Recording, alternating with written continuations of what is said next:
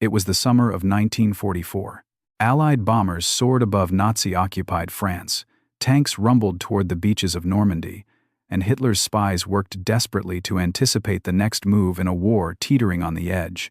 But what they didn't see was this: an entire army massing just across the channel, tanks in rows, landing ships anchored, airstrips laid down. And the twist? None of it was real. Constructed from little more than plywood, wire mesh, inflatable rubber, and buckets of paint, this phantom force would become one of the most audacious and successful acts of wartime deception ever attempted. Welcome to Operation Fortitude, a masterstroke of trickery where Britain hid an entire army in plain sight. By 1943, the tide of the war in Europe had begun to shift, but the stakes remained impossibly high. The Allies were preparing for a massive invasion of Nazi-occupied Western Europe, what would eventually become D-Day, and they needed to land with maximum surprise.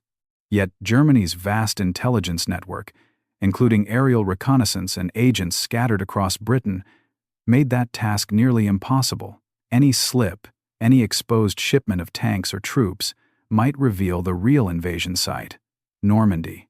So the Allies faced a dilemma. How do you move millions of men and machines without the enemy realizing where you're headed? The answer was as old as warfare itself: deception. But this time, it would be executed with industrial precision under the looming shadow of Hitler's war machine. Enter the minds behind the illusion, the artists and engineers of Britain's secret weapon, the Ghost Army of Operation Fortitude South. At its helm was Brigadier Dudley Clark, a master of psychological warfare and theatrical deceit. Supporting him were the camouflage experts of the Royal Engineers, set designers from London's West End, and even magicians who once dazzled peacetime crowds. What they assembled was nothing short of an army made for the stage. Inflatable Sherman tanks that could be hoisted by 2 men, plywood aircraft parked on mock airfields, painted canvas to resemble supply depots and motor pools, all woven together with carefully orchestrated radio transmissions and fake troop movements.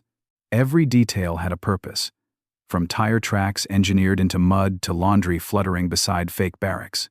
The operation's center of gravity was the fictional 1st U.S. Army Group, or FUSAG, commanded by none other than General George S.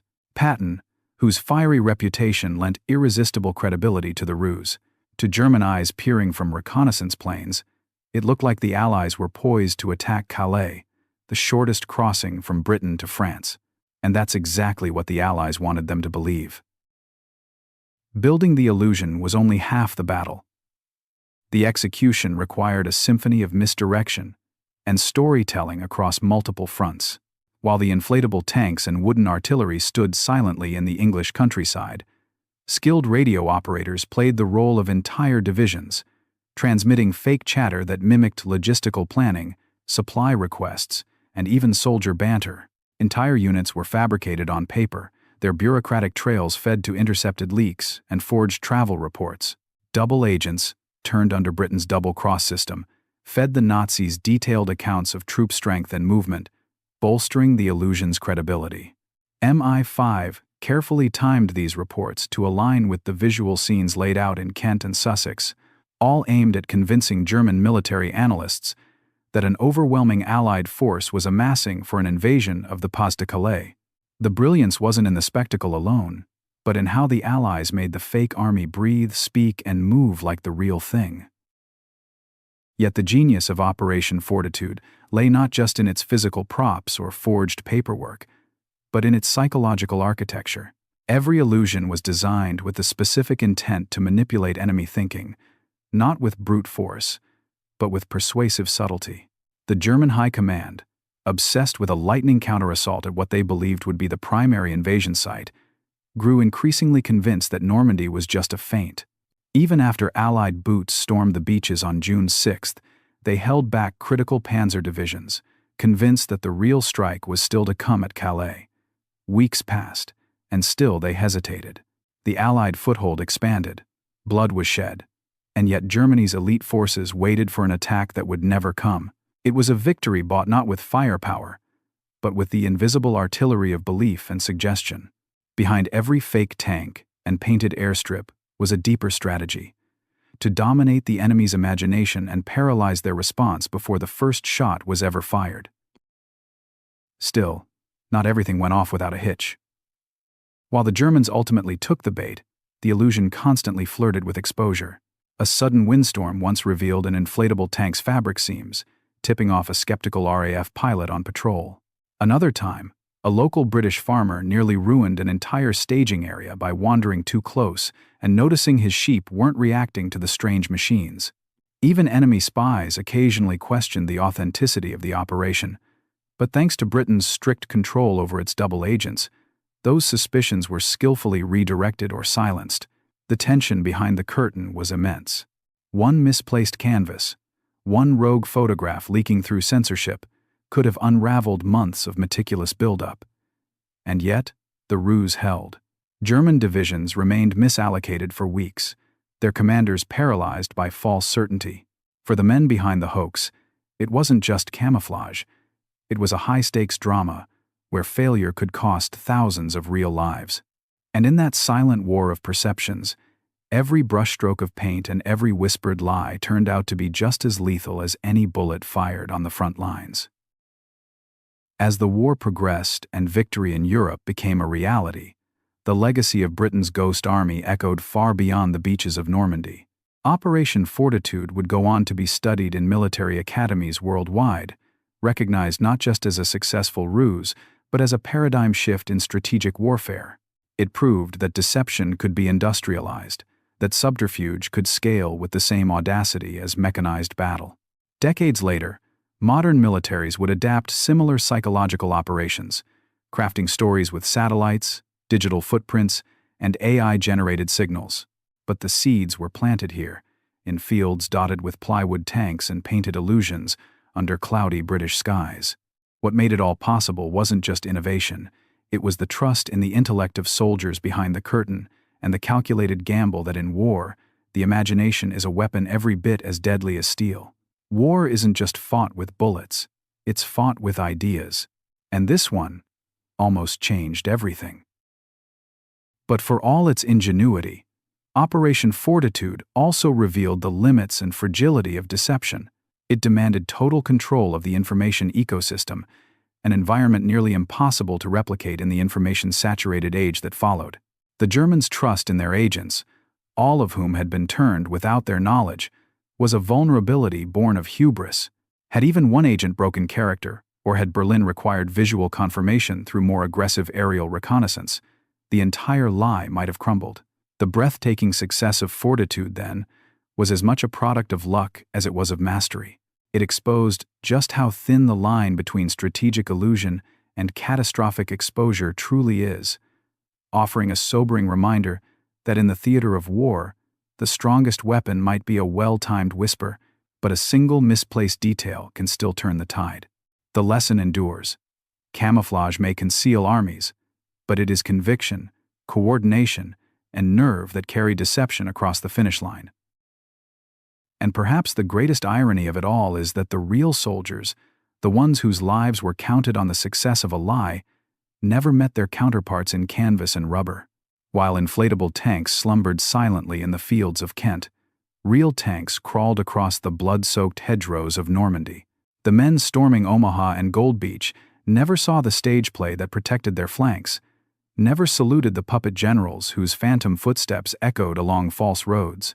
Yet they were shielded by them, wrapped in a cloak of calculated theater that shaped the very tempo of the battle beyond their view. The tale of Operation Fortitude stands as a monument not only to wartime ingenuity, but to the unseen toll of trust placed in the improbable. It is a reminder that in war, truth is scarce, appearances are weaponized, and sometimes, the deadliest division in the army is the one that never even existed. As Europe rebuilt in the aftermath of World War II, echoes of Operation Fortitude lingered in the minds of strategists and scholars alike.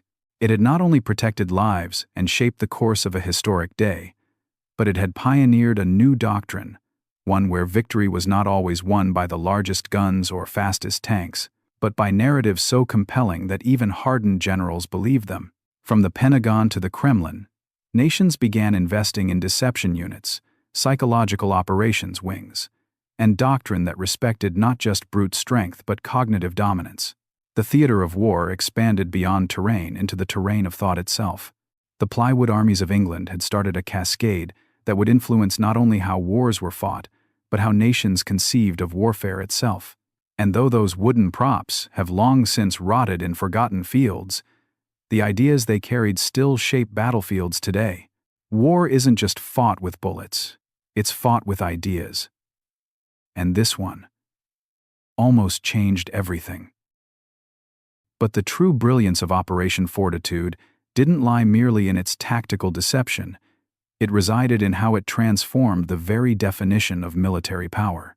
It blurred the boundaries between artistry and armament, between fiction and force. While soldiers elsewhere carved out victory with steel and sacrifice, the men and women behind Fortitude wielded blueprints, paintbrushes, and script-like memos as their weapons. In doing so, they challenged every traditional notion of conflict and redefined what it meant to wage war in the modern age. The Plywood models, the staged radio plays, the choreographed movement of non-existent divisions, each component formed a singular message. Perception times is time's power. And now, with decades of distance between Fortitude's final signal and today's digital battlefields, its message feels more urgent than ever. In an era where wars are waged as much through misinformation and narrative as through fire and steel, Operation Fortitude stands not just as a historical footnote, but as a prophetic blueprint. War isn't just fought with bullets, it's fought with ideas. And this one almost changed everything. And yet, for all its cunning craftsmanship and intellectual daring, Fortitude remains one of the least understood triumphs of the Second World War.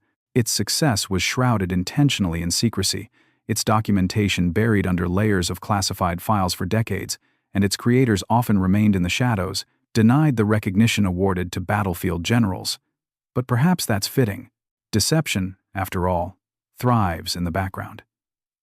Its victories are measured not in territory gained, but in disasters averted, not in enemy casualties, but in their confusion. As we trace the faint outlines of painted tanks and whispering radios through the ages, we come to see that perhaps the most powerful battlefield lies between the ears of the adversary.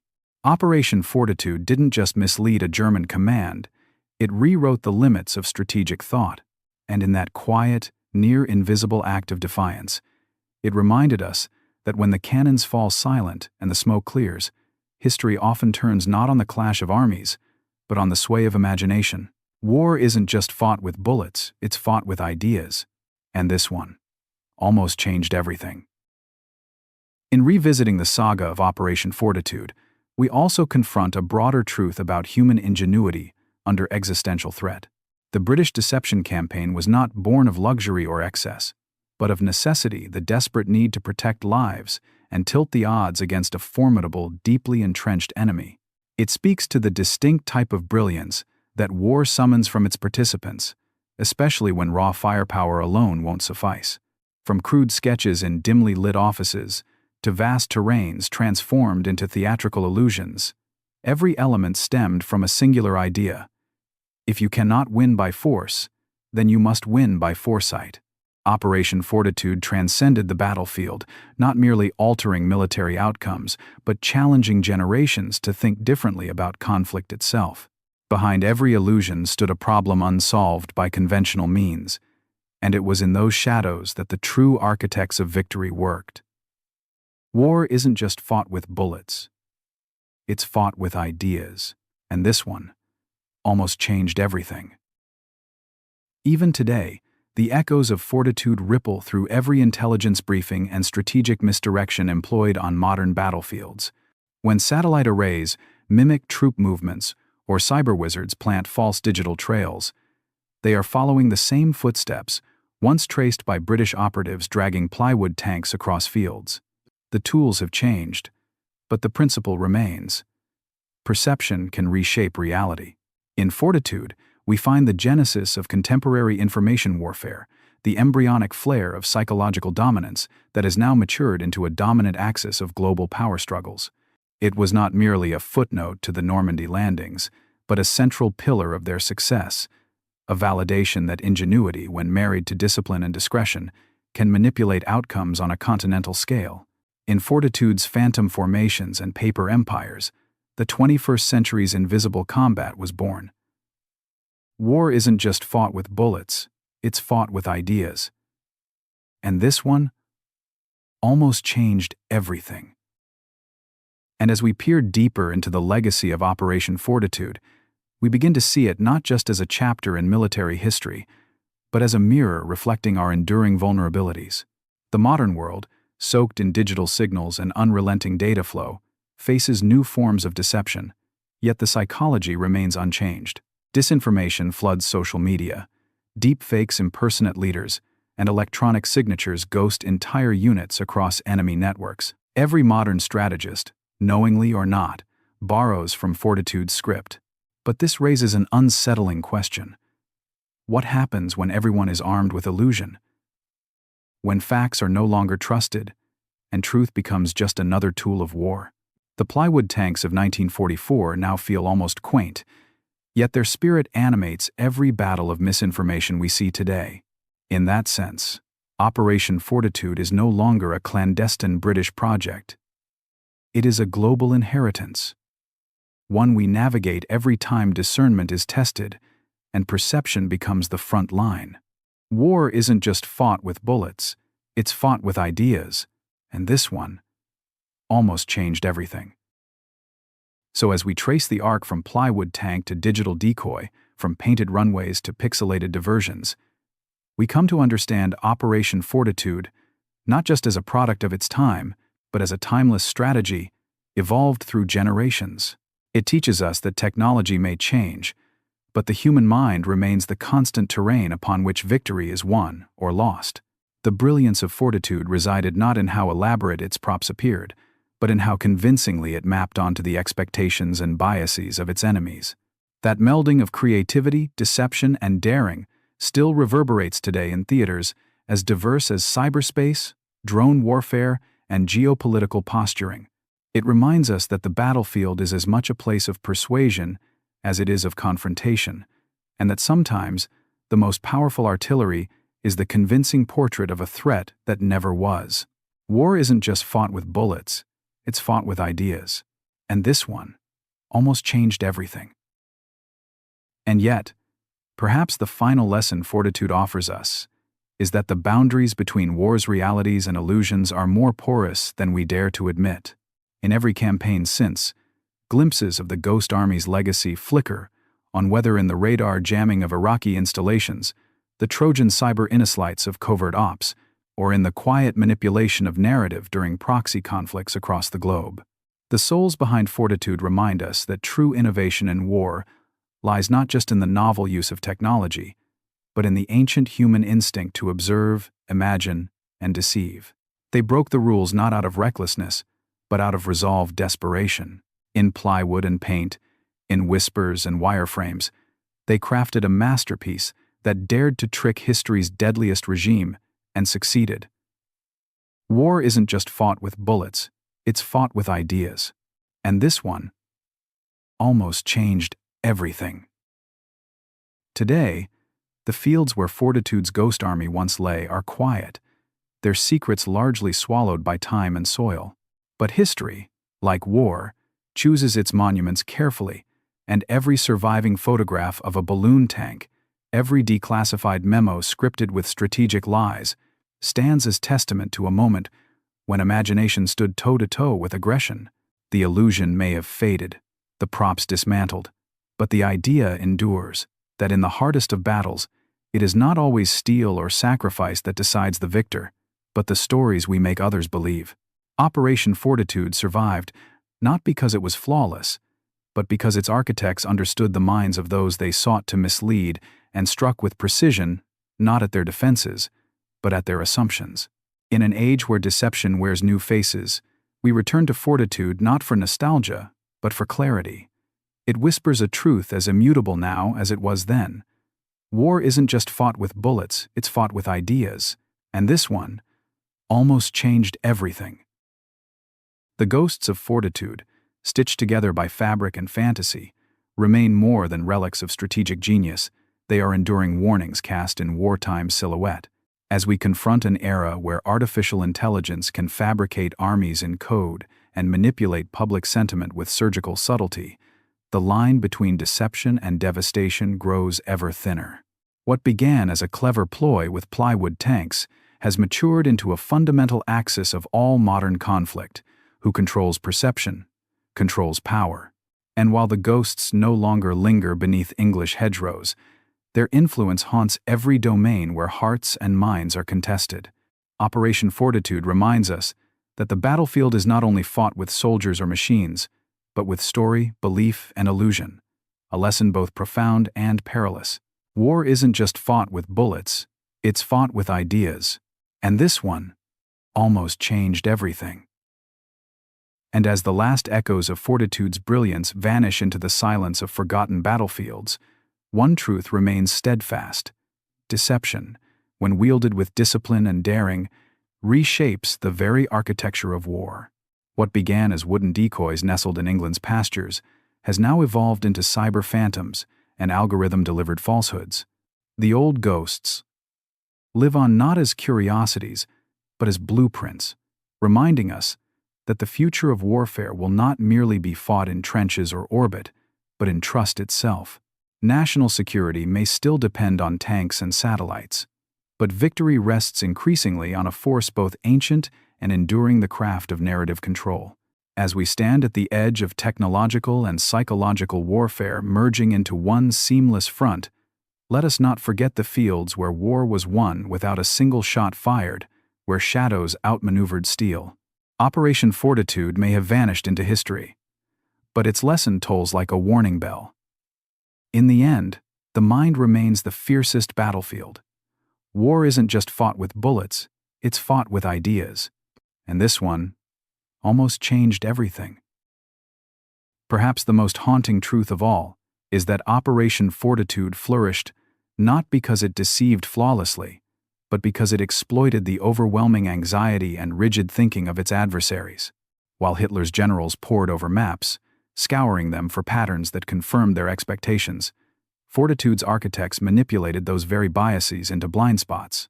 The brilliance wasn't in creating a perfect illusion, but in crafting a story the enemy desperately wanted to believe. That lesson remains urgent. In today's hybrid warfare, where data is weaponized and reality itself can be twisted by compelling narrative, Fortitude serves as both inspiration and a caution. Not every war needs to be won with superior fire or greater forces. Sometimes, the most decisive stroke is a cleverly drawn fiction no one dares to question. And in that fragile realm between belief and doubt, forged among the plywood shells and ghostly chatter of 1944, a new kind of warfare was born. War isn't just fought with bullets, it's fought with ideas, and this one almost changed everything. In this final reflection, let us remember that Operation Fortitude's genius lay not solely in its mechanics, but in its moral complexity. It presents a paradox that challenges military ethics to this day. Is it more humane to deceive than to destroy? Fortitude prevented countless deaths by orchestrating belief over bloodshed, suggesting that in some cases, the highest form of warfare might be restraint masked in fabrication. The plywood tanks and painted illusions were not just tools of trickery, but instruments of preservation. They forced us to reconsider the role of imagination not only as a tactic, but as a shield. As we continue to navigate an era where truth competes with misinformation and reality is obscured by curated narrative, Fortitude's legacy endures not merely as a historical marvel, but as a compass guiding how we confront the future. Because war isn't just fought with bullets, it's fought with ideas, and this one almost changed everything. So we end where we began, in the quiet fields that once held armies made of breath and paint, yet shaped the fate of millions. Operation Fortitude was more than camouflage, more than showmanship or espionage. It was a master lesson in how wars are shaped as much by the mind as by the hand. It showed us that to outmaneuver a stronger enemy, one needs not just strength, but cunning, not just courage, but creativity. Though the plywood tanks have long since decayed, and the actors of this great military illusion passed into history, Their work carved out a victory invisible to the eye, but indelible to the outcome. In the end, Operation Fortitude stands not only as one of World War II's most brilliant strategies, but as a timeless reminder. War isn't just fought with bullets, it's fought with ideas, and this one almost changed everything. And so, as the stormy tides of conflict gave way to the calm of post-war reconstruction, Operation Fortitude slipped into the footnotes for far too long camouflaged, in a poetic twist, by the very secrecy that made it succeed. But history has a way of unearthing its most ingenious chapters, revealing that the shadows which once veiled an imaginary army now illuminate the boundless capacity of the human mind to adapt, to invent, and to outwit. The war it served may be long over, its landscapes reshaped and its players gone. But fortitude endures nonetheless, etched not into medals or monuments, but into doctrine, into strategy, into every high-stakes bluff carried out in the name of peace or power. So let us remember, in a war defined by steel titans and roaring skies, it was silence, suggestion, and story that held a line no enemy could ever breach. Because war isn't just fought with bullets, it's fought with ideas. And this one almost changed everything. As we close the curtain on Operation Fortitude's masterwork, we must acknowledge the intangible courage it took to wage a war without firing a shot. The men and women behind this operation didn't charge into enemy lines or drop from aircraft into hostile territory, but their battlefield was no less perilous. They operated in silence, in secrecy, and under the constant threat that even the smallest error could undo the grand illusion. Their tools were not rifles and grenades, but drafts, dummies, and dialects fighting a war of reflection where every misstep could mirror disaster. In honoring their legacy, we remind ourselves that true strength often resides in restraint, that the greatest victories are sometimes the ones never visibly won. Fortitude was not just an operation, it was a philosophy, and though its plywood tanks and painted runways may have faded into history, the courage to choose creative deception over destructive violence remains one of humanity's most sophisticated defenses. Because war isn't just fought with bullets, it's fought with ideas, and this one almost changed everything. To the students sketching war games on chalkboards and the analysts parsing drone telemetry halfway across the globe, Operation Fortitude is more than a case study. It is a testament to the enduring power of cunning over chaos. It whispers to future commanders that even in the din of mechanized wrath, the gravest wounds can be inflicted silently through well-plotted fiction. From its roots in plywood and paint to its echoes in satellites and signal noise, Fortitude carved a path where imagination trumps mobility and narrative supplants numbers. As we stand now amid conflicts where truth is murky and perception is primed for manipulation, we would do well to heed Fortitude's immortal lesson. The most decisive forces in any war may be built not in factories, but in minds. In every battlefield where shadows eclipse steel and ideas detonate louder than bombs, Fortitude lives on. Because war isn't just fought with bullets, it's fought with ideas. And this one almost changed everything. So as historians glance back through the fog of war toward those ghostly formations on the Dover coast, they find in Operation Fortitude a story not only of military trickery, but of intellectual defiance, a rare moment when deception was marshaled to preserve instead of destroy. It reminds us that every map drawn and every decision made in war carries with it the unseen fingerprints of illusion, bias, and belief. In the end, this daring act of imagination stood as both a shield and a sword, protecting lives by shaping thought and rewriting outcomes through suggestion, not sacrifice. Today, it lives on as more than a brilliant footnote of World War II. It is a blueprint for navigating modern conflict, where perception drives power and truth itself is up for contest. Because war isn't just fought with bullets, it's fought with ideas, and this one almost changed everything. Operation Fortitude may have drawn its final breath alongside the surrender of Nazi Germany, but its heartbeat pulses through every conflict that followed, carried in the doctrine of deception and the belief that clarity is often the enemy's greatest weakness. As we mark its end, we do so with the understanding that it was never just a clever plot buried in wartime archives. It was a cornerstone of how modern nations now think about control, strategy, and survival. In an age where information moves faster than missiles, where the fog of war is woven digitally in milliseconds, the echoes of those painted tanks and scripted signals remind us that great power often hides quietly, waiting beneath the surface of what appears to be true. So let the lesson of fortitude remain etched in both steel and silence. When the stakes are highest, and the enemy is watching, the pen, the paintbrush, and the illusion may yet prove mightier than the sword. War isn't just fought with bullets, it's fought with ideas. And this one almost changed everything. In the final measure, Operation Fortitude endures not just as a cunning ploy of wartime theater, but as a profound affirmation of the human mind's capacity to reimagine the very paradigm of conflict. It drew maps not of territory, but of thought, and navigated not geography but belief. Its scaffolding was built on trust, secrecy, and psychological acuity, a mosaic where theater met tactics, and fiction fortified fact. For every real soldier saved by its lies, for every enemy unit misled into inaction, Fortitude carved a quiet but indelible legacy into the soul of modern warfare. In its shadows, we glimpse the inescapable truth of militaries past and future. Dominance need not always roar. Sometimes it whispers. And that whisper, seated in the fields of Kent and carried across a continent in silence, still echoes through the complexities of every modern operation. Because war isn't just fought with bullets, it's fought with ideas. And this one almost changed everything. Thus, in the end, Operation Fortitude stands not merely as a story of wartime misdirection, but as a triumph of strategic artistry born from desperation, discipline, and daring intellect.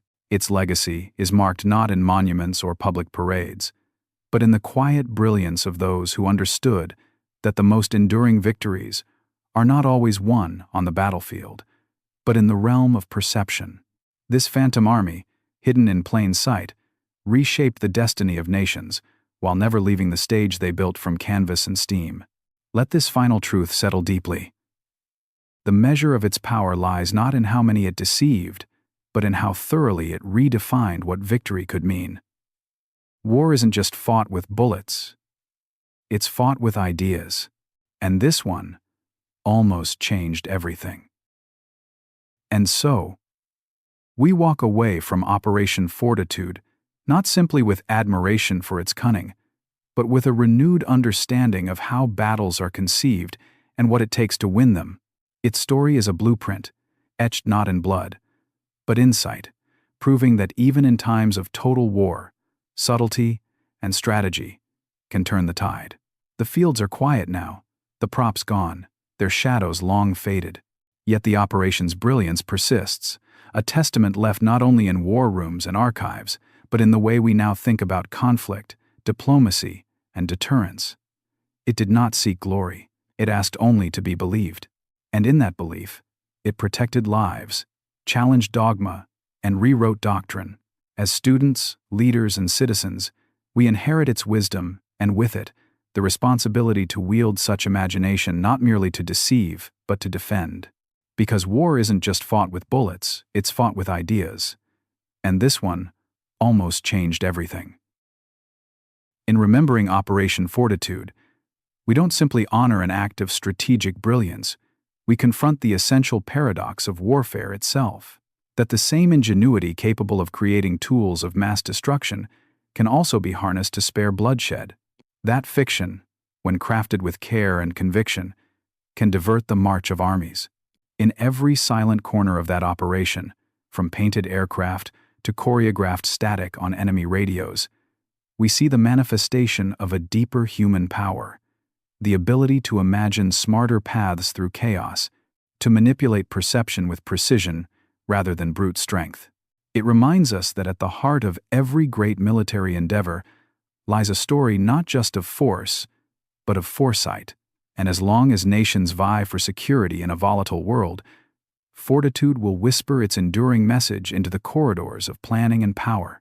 Because war isn't just fought with bullets, it's fought with ideas, and this one almost changed everything. And finally, as we lay the last thread of this extraordinary tapestry, let us not forget what Fortitude ultimately reveals about the nature of warfare itself. Not as a spectacle of strength alone, but as a crucible for ingenuity, adaptability, and vision. Its lesson reverberates in every conflict since, urging us to value wit as much as weaponry, illusion as much as infrastructure. In the age of neural networks and quantum encryption, the soul of Fortitude reminds us that deception, at its core, is a profoundly human act, a gamble of intuition, empathy, and insight into how adversaries think. The Phantom Army, born from plywood and paint, did far more than fool the Nazis. It forever redefined the chessboard of war.